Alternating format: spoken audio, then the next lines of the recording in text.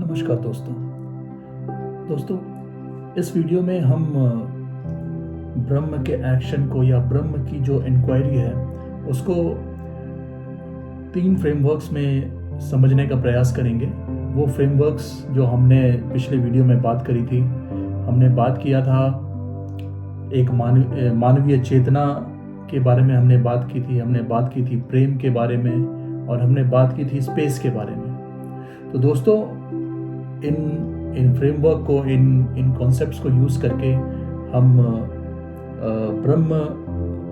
ब्रह्म को समझने का या ब्रह्म की इंक्वायरी करने का प्रयास करेंगे कि ब्रह्म का एक्शन क्या होगा या ब्रह्म क्या होगा। तो दोस्तों, पहली चीज, क्या ब्रह्म थॉट प्रोसेस है?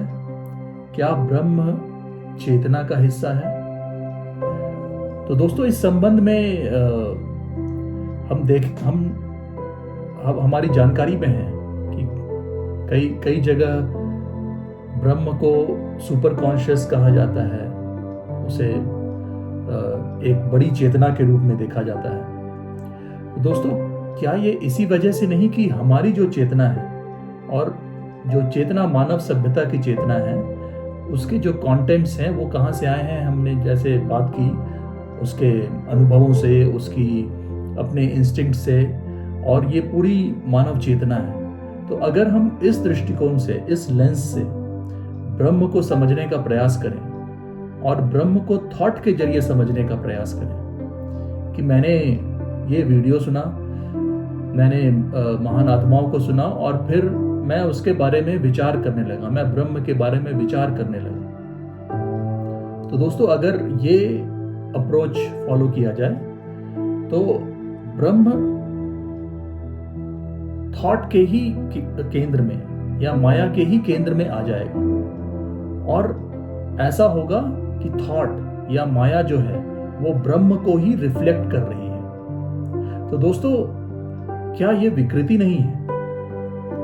अगर हम थॉट का यूज करके या जो हमारा कलेक्टिव कॉन्शियसनेस या जो चेतना है उसको यूज करके अगर हम ब्रह्म तक पहुंचना चाहें, या ब्रह्म अगर वो चेतना है जो मानव सभ्यता ने कल्टीवेट किया है, तब तो ये मानव सभ्यता, हम ये कह सकते हैं फिर मानव सभ्यता ने ही जन्म दिया है इसको। अगर हम ब्रह्म को उस चेतना का, उस कॉन्शियसनेस का हिस्सा बना दें, तब तो हमें ये कहना पड़ेगा कि मानव चेतना ने ही ईश्वर को जन्म दिया है। क्या ये सही होगा दोस्तों? हम सब जानते हैं कि ये मूलभूत स्तर पर, फंडामेंटल लेवल पर सही नहीं लगता। तो क्योंकि हम इस दुविधा में पड़ जाते हैं कि अगर हम उसे अपने ह्यूमन कॉन्शियसनेस या मानवीय चेतना में फिट इन करना चाहें या थॉट के जरिए, विचार के जरिए ब्रह्म तक पहुंचना चाहें, तो क्योंकि वो हमारा ही क्रिएशन प्रतीत होता है, ऐसा लगता है कि मानव सभ्यता ने ही उसे जन्म दिया, ईश्वर या ब्रह्म को जन्म दिया। तो उससे बचने के लिए एक शायद अच्छा तर्क या चतुराई वाला तर्क भी कह लें कि वो कुछ अलग है, कुछ बड़ा है, तो परम चेतना है, चेतना नहीं परम चेतना है, कॉन्शियस नहीं सुप्रीम कॉन्शियस है। तो दोस्तों, इस दुविधा से बचने के लिए कि कहीं हमें ये न कहना पड़ जाए कि हमने ही ईश्वर को जन्म दिया, मानव ने ही ईश्वर को जन्म दिया, तो हमने उसको सुप्रीम या ईश्वर से या मानव से कुछ बड़ा कह दिया। तो दोस्तों, इस दुविधा में हम पड़े ही क्यों? क्योंकि शायद प्राचीन समय से ही,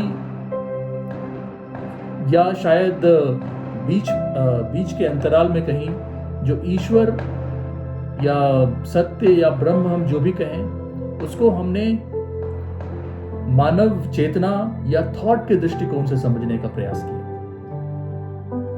तो शायद इसीलिए हम ये दुविधा में पड़े। तो दोस्तों, ये तो हमें मानना ही चाहिए, हमें कहना चाहिए कि ये थॉट प्रोसेस नहीं है, ब्रह्म थॉट प्रोसेस नहीं है, उसे मानवीय विचार, मानवीय चेतना ने जन्म नहीं दिया। अगर हम उसे थॉट प्रोसेस माने तो हमें इसी निष्कर्ष पर पहुंचना पड़ेगा।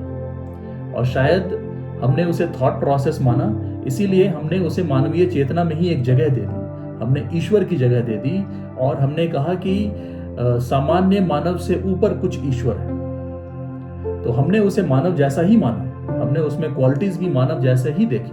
जिस तरह की क्वालिटीज हमें पसंद है, जैसे हमें दया पसंद है, हमें करुणा पसंद है, हमें विनम्रता पसंद है, हमें सहिष्णुता पसंद है, तो हमारे जो ईश्वर के कॉन्सेप्शन है, भगवान की जो क्वालिटी है, हम वैसी ही क्वालिटी देखते हैं। और जो क्वालिटी हमें नहीं पसंद है, जो काम, क्रोध, मद, लोभ, मोह, आप जो भी कहें, जो बुरी क्वालिटी है, वो क्वालिटी हम ईश्वर से अलग कर देते हैं। लेकिन तार्किक रूप से ये सभी भावनाओं के अलग अलग रूप हैं, थॉट के अलग अलग रूप हैं। थॉट ने ही कंपैशन, करुणा, प्रेम जैसी भावनाओं को जन्म दिया। थॉट ने ही जो वासना, काम, क्रोध, लोभ, मोह, इस तरह की जो तथाकथित नकारात्मक भावनाएं हैं, उसको भी जन्म दिया। तो दोस्तों, हमारी सुविधा के हिसाब से हमने ईश्वर को उनकी जगह दे दी, हमने ब्रह्म को उनकी जगह दे दी दोस्तों। तो दोस्तों, ये दुविधा में निश्चय ही हम फंसेंगे अगर थॉट के जरिए, विचार के जरिए हम ब्रह्म को उस खांचे में ढालना चाहें। तो निश्चय ही ब्रह्म थॉट प्रोसेस नहीं है, ब्रह्म मानवीय चेतना का प्रोसेस नहीं है। तो फिर ब्रह्म क्या है दोस्तों, या ब्रह्म का एक्शन क्या है? इसको समझने के लिए या इसमें इंक्वायर करने के लिए हम माने कि कोई महान आत्मा है जो सत्य में है। और जैसा कि हमने बात किया था दोस्तों, जो व्यक्ति पूर्ण इस कंडीशनिंग, माया की इस कंडीशनिंग और इसके फ्रैगमेंटेशन को उसकी पूर्णता में देख ले, उसकी विकृति को उसकी पूर्णता में देख ले, वही सत्य है। तो वैसा कोई व्यक्ति जब मेरे पास आता है और वो मेरी ये इंटेंस कंडीशनिंग, ये जो बड़ी जटिल कंडीशनिंग है, जहां पे मैंने मेरे इतिहास ने, मानव सभ्यता के इतिहास ने मेरे विचार का एक हिस्सा बना रखा है ब्रह्म को, वो इसे देखकर बड़ा विचलित होता है कि मैंने ब्रह्म को विचार की सीमा में बांध दिया, और इस बात से वो बड़ा विचलित है और वो इसे दूर करना चाहता है, वो मुझे सत्य में लाना चाहता है, वो ब्रह्म से मेरा साक्षात्कार कराना चाहता है। तो दोस्तों, उसके लिए उस महान आत्मा को क्या चाहिए? दोस्तों, जैसा कि हमने बात किया कि सबसे पहले तो मेरी कंडीशनिंग को उसे खत्म करनी है। जो मेरे थॉट प्रोसेस है और उसमें जो कंडीशनिंग है, उसमें जो फ्रैगमेंटेशन है, उस चीज को उसे खत्म करना है। उसके लिए उसमें ऊर्जा होनी चाहिए। ऊर्जा से ही चीजों का विनाश हो सकता है। ये जो इग्नोरेंस है या ये जो अज्ञान है, उसके नाश के लिए एनर्जी तो चाहिए ही। तो दोस्तों, एनर्जी हम नॉर्मली या ऊर्जा हम सामान्यतः बड़े विस्फोटों के रूप में देखते हैं, जहां से अगर स्थूल वस्तु का भी नाश हो तो उसके लिए भी एनर्जी चाहिए। लेकिन ये जो अज्ञान का जो पर्दा है, उसका नाश करने के लिए भी एनर्जी चाहिए। क्यों? क्योंकि ये अज्ञान भी एक फिजिकल ही प्रोसेस है, भले वो हमें दिखाई ना देता हो, तो उसका नाश भी एक ऊर्जा या एनर्जी के द्वारा ही हो सकता है। तो दोस्तों, ये ऊर्जा या एनर्जी तो चाहिए इस अज्ञान के इस अज्ञान के आवरण को हटाने के लिए। लेकिन वो एनर्जी की क्वालिटी क्या होगी, वो एनर्जी कैसी होगी दोस्तों? तो दोस्तों, जैसा कि हमने पहले भी कहा कि सत्य का माया पर कोई निर्भरता नहीं। सत्य ने या ब्रह्म ने इंटेलिजेंस के एक्शन के जरिए सृष्टि खड़ी की, लेकिन ब्रह्म सृष्टि या माया पे किसी तरह से निर्भर नहीं।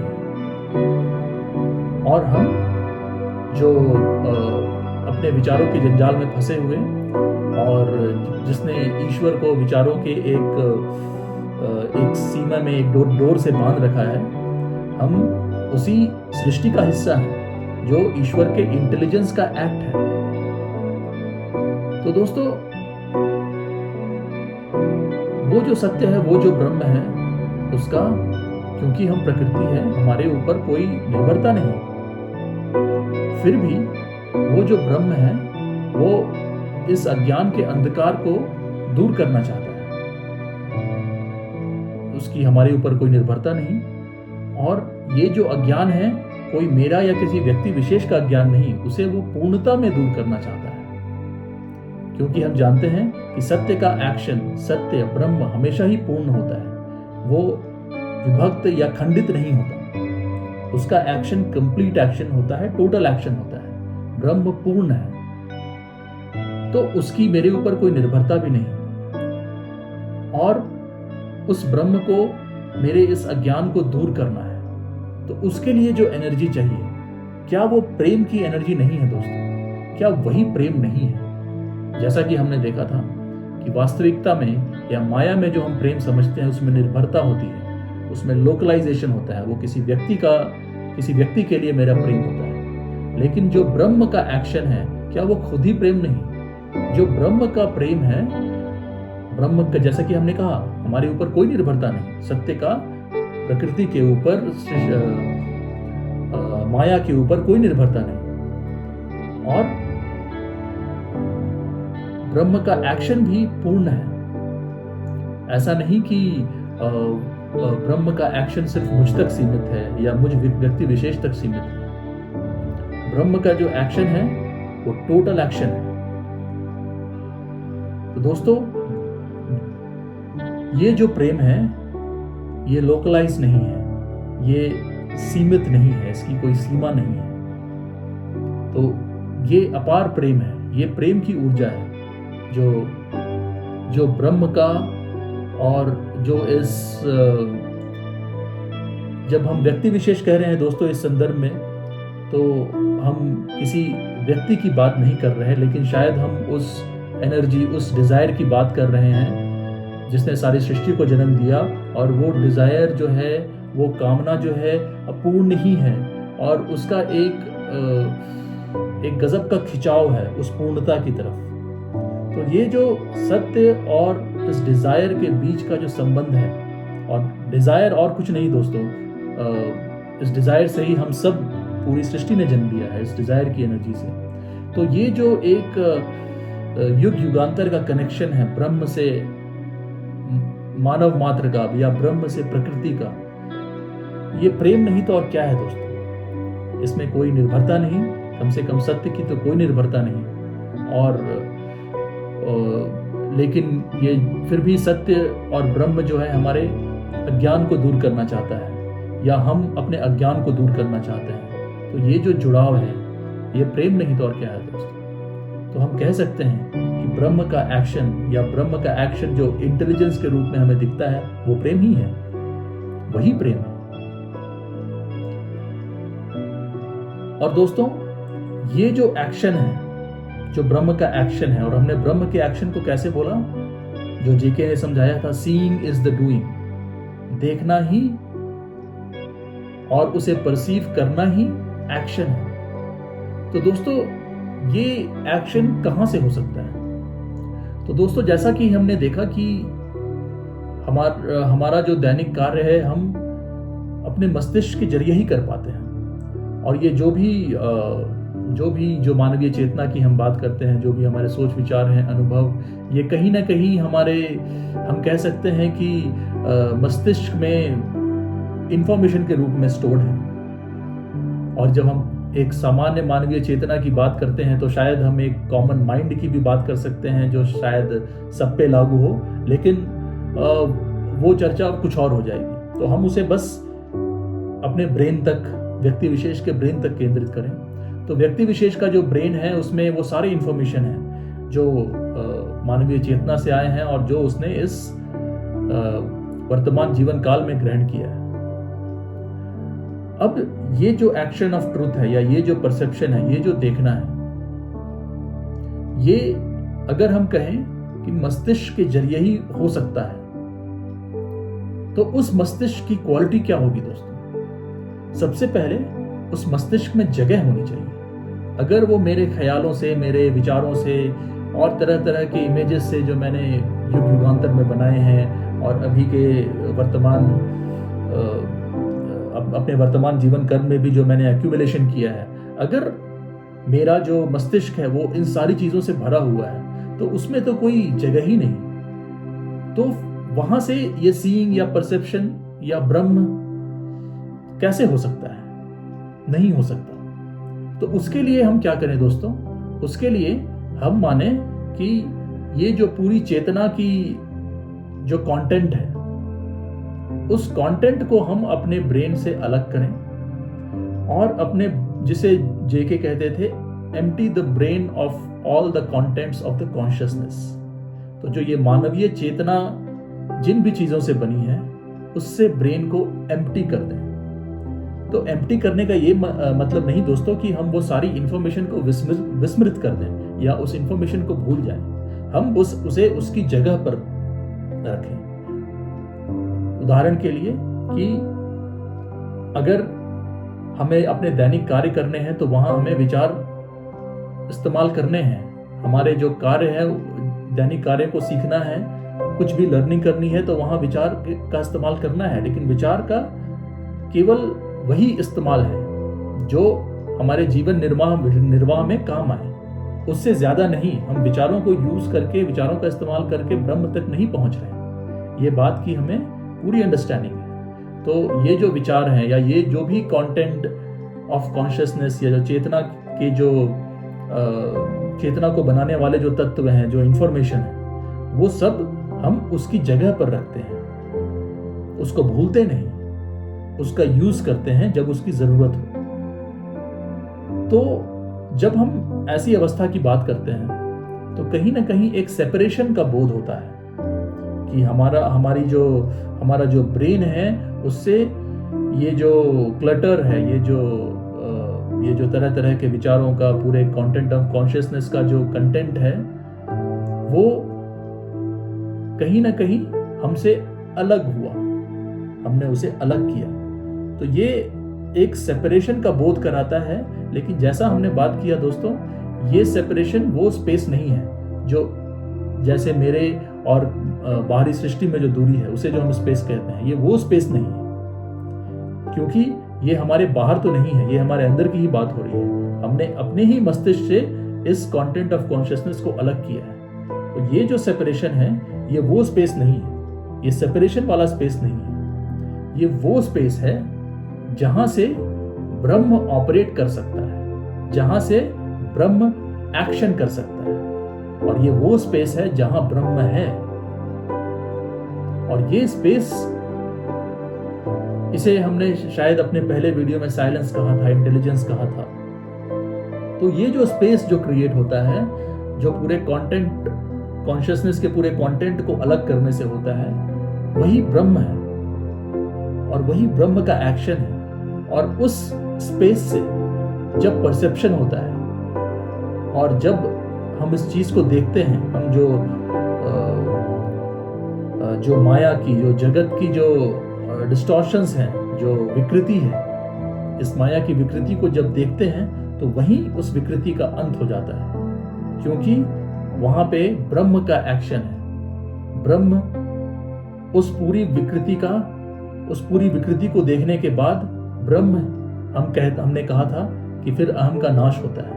तो ब्रह्म का जो एक्शन है वो अहम के नाश के रूप में रिफ्लेक्ट होता है। लेकिन हम ब्रह्म को पाने के लिए कोई विशेष प्रयास करने जैसा या उस तक पहुंचने के लिए कुछ करने जैसे की बात नहीं कर रहे हैं। हम सिर्फ बात कर रहे हैं जो माया है, जो जगत है, जो सृष्टि है, उसमें जो डिस्टॉर्शंस हैं, जो हमारे मानवीय चेतना या कंटेंट ऑफ कॉन्शियसनेस की वजह से आए हैं, उसकी विकृति को जब हम पूरी तरह देख लें और उसकी पूर्णता में देखें, तब वहां ब्रह्म है। और उसे उसकी पूर्णता में देखने के लिए वो स्पेस चाहिए, वो स्पेस जिसमें कंटेंट ऑफ कॉन्शियसनेस नहीं है। तो उस स्पेस से ही ब्रह्म ऑपरेट कर सकता है, या हम कहें तो वो स्पेस ही ब्रह्म है। तो दोस्तों, इस बात के साथ इस वीडियो को विराम देंगे। आप कमेंट्स में बताएं कि वीडियो कैसा लगा।